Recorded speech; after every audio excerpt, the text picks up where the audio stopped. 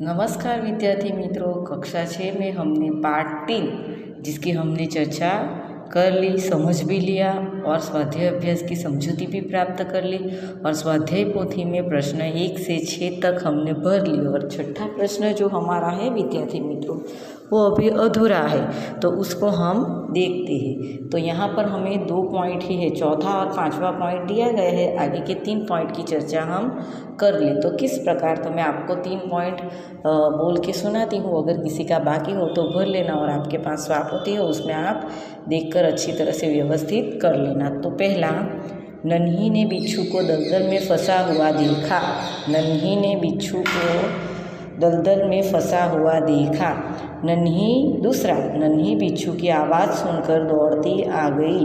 नन्ही बिच्छू की आवाज़ सुनकर दौड़ती आ गई। तीसरा, नन्ही ने बिच्छू को दलदल से निकाल कर सूखे स्थान पर रख दिया। तीसरा, नन्ही ने बिच्छू को दलदल से निकाल कर सूखे स्थान पर रख दिया।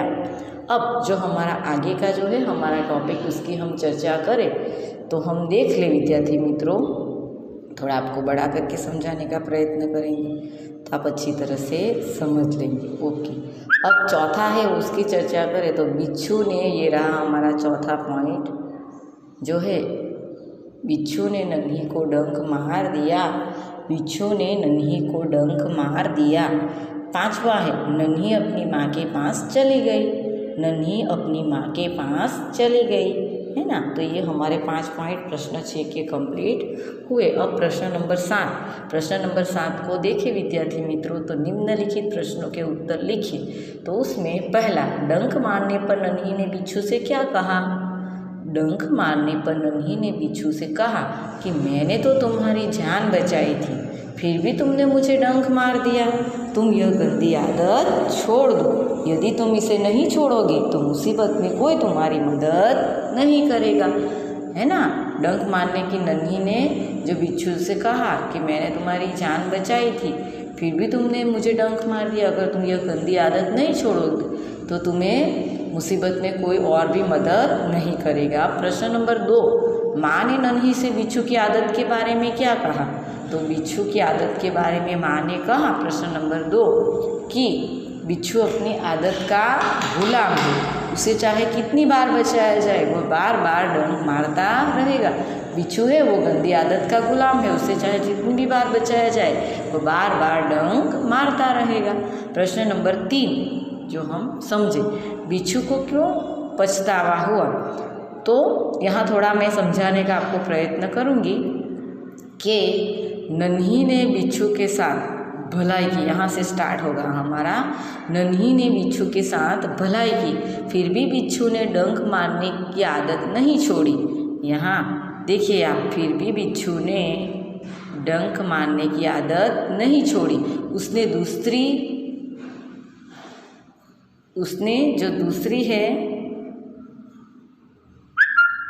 एक मिनट विद्यार्थी, उसने दूसरी बार नन्ही को डंक मारने की कोशिश की। इस बार उसे अपनी गलती समझ में आई, इसलिए बिच्छू को पछतावा हुआ, है ना विद्यार्थी मित्रों। तो यहाँ पर हम देख सकते हैं।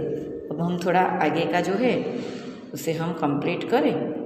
तो आगे का प्रश्न है कि नन्ही बत्तख का स्वभाव कैसा था।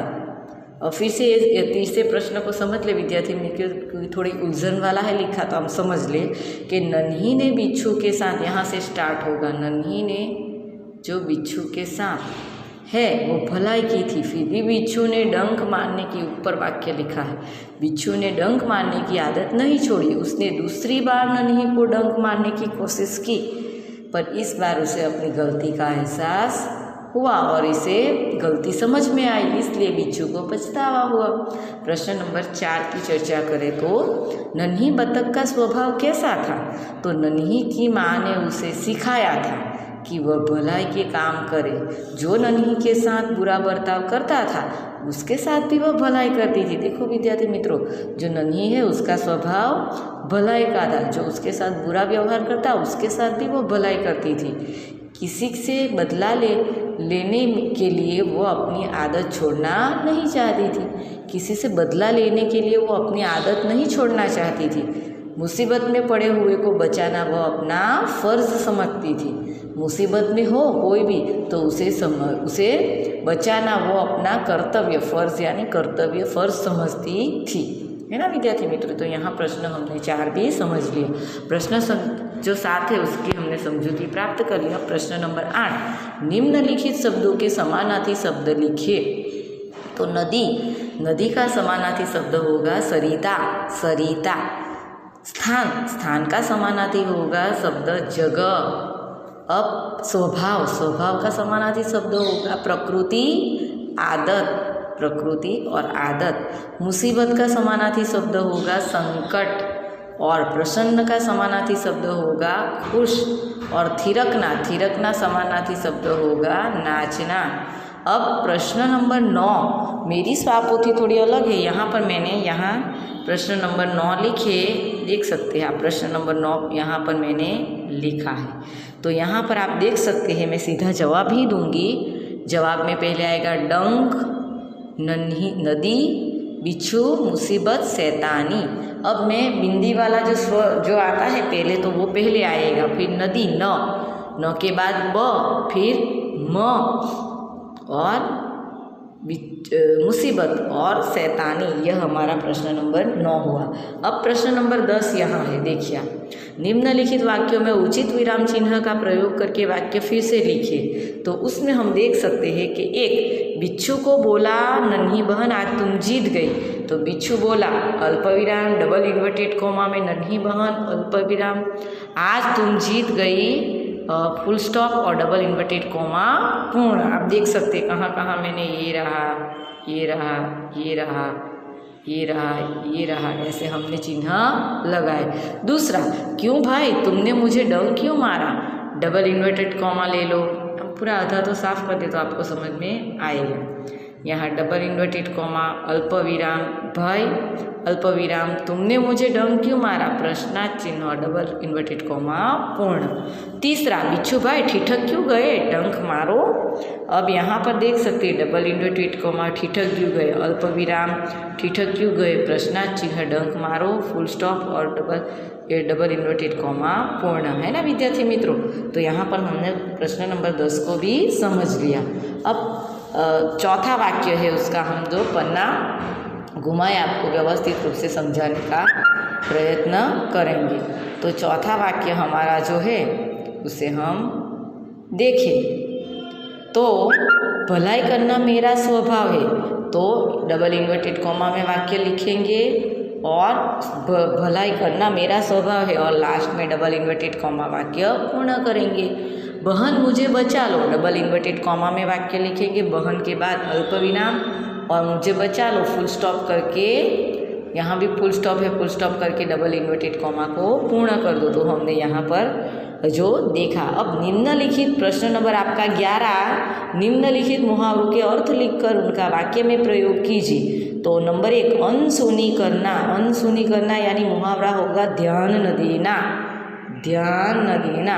अब वाक्य में बात करें तो माँ की बात अनसुनी करके तुमने अच्छा नहीं किया, माँ की बात है वो अनसुनी करके तुमने अच्छा नहीं किया। कई बार हम भी ऐसा करते हैं ना वाक्य। अब दूसरा, शर्म से पानी पानी हो जाना। दूसरा, शर्म से पानी पानी हो जाना यानी उसका अर्थ होगा बहुत लज्जित होना।